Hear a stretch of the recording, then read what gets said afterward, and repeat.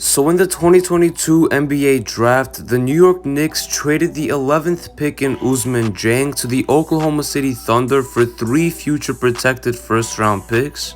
And with the 42nd pick in the second round, the Knicks also selected Duke guard Trevor Keels.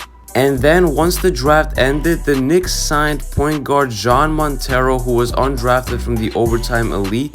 So in this video, I'll be discussing my draft grades that I will be giving to each move the Knicks made in this year's draft. So that being said, now let's get into the first move with the Knicks on draft night and the Ousmane Dieng trade. So my personal grade on the Ousmane Dieng trade with the Oklahoma City Thunder and the New York Knicks would be a B+ for New York. And in this trade between OKC and New York, the Knicks received 3 future conditional first-round picks from teams like Denver, Washington, and Milwaukee. And the Knicks gave up the 11th pick, who was Ousmane Dieng, to the Oklahoma City Thunder.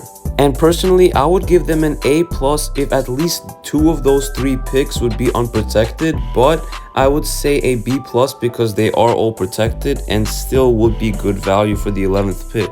But the Knicks did also make another trade before selecting Trevor Keels with the 42nd pick, and that was between Charlotte, New York, and Detroit. So now with that said, let's get into trade number 2 and its grade. So for the second trade on draft night, which was a 3-team deal between New York, Charlotte, and Detroit, I would give the Knicks a C+ for this trade.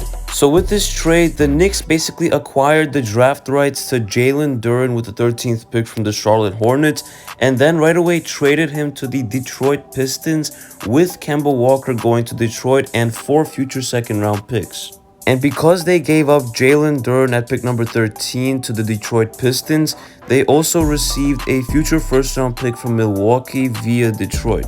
And it is evident that this trade was made to clear cap space in free agency to sign someone like Jalen Brunson to the Knicks.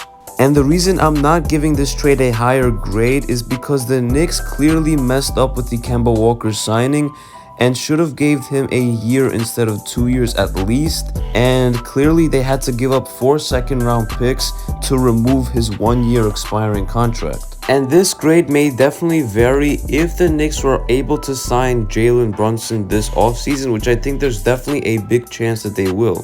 So if they do sign Brunson, I will probably move up this grade to a B or B+.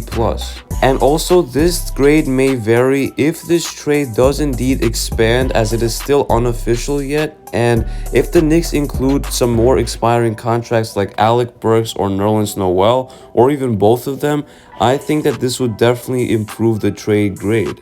But for now, I'm giving it a C+.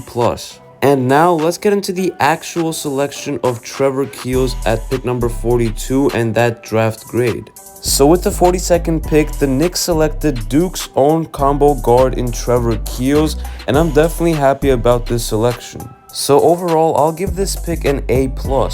So at only 18 years old for Duke, Trevor Keels averaged about 12 points, 3 rebounds, 3 assists, and 1 steal per game last season, and only shot about 31% from three-point range, 42% from the field, and 67% from the free throw line. So he definitely needs to keep improving his consistency on his jump shot all over the field, but he's definitely someone that has some upside in the NBA, as he's still only 18 years old and has already an NBA-ready body at 18 and also 220 pounds. So he also has a good basketball IQ for the game and also needs to improve on his speed and agility, as he's likely going to be playing the shooting guard position in the NBA at 6'5". And I think he will become a Tibbs favorite in the future, but he still needs to keep improving on his defensive structure.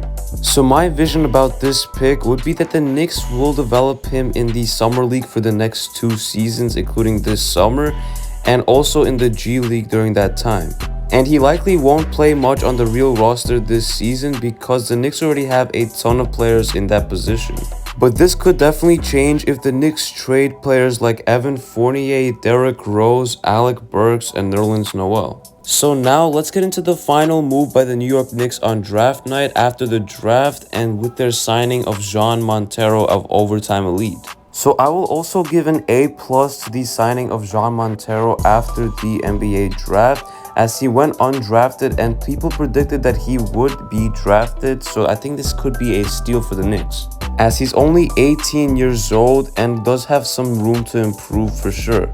And he's definitely a natural and pure scorer, but would need to improve on the defensive end of the court as well. And they signed him to an Exhibit 10 contract, so I'm definitely happy about that move as well. And he will be playing in the Summer League for the Knicks. So if he does show out and performs really well, I think the Knicks could definitely sign him to a two-way contract, as well as Trevor Keels, and he would likely play and develop in the G League for the next 1 or 2 seasons. So with all that out of the way, let me know in the comment section down below what you guys think about these moves for the Knicks on draft night and what grade you would put them in the overall sense. And personally, I'll give them a B+ for this overall draft because I do think that they will land Jalen Brunson in free agency. So if you guys did enjoy this video and want to see more New York Knicks content like this, make sure to smash that like button, subscribe to the channel if you are new, and it's been KNYT here and I'm out. Peace.